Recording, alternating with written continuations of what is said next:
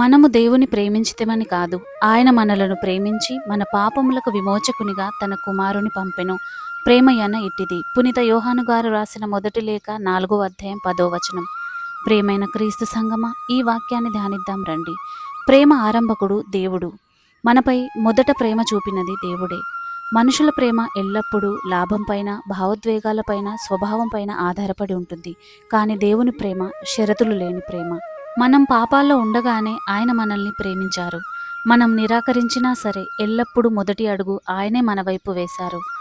ఆయన తన ఏకైక కుమారుని మన కొరకు పంపి మనల్ని ఆయన ఎంత ప్రేమిస్తున్నాడో చేతులలో చూపించాడు. దేవుని ప్రేమకు అతిపెద్ద సాక్ష్యం సిలువ.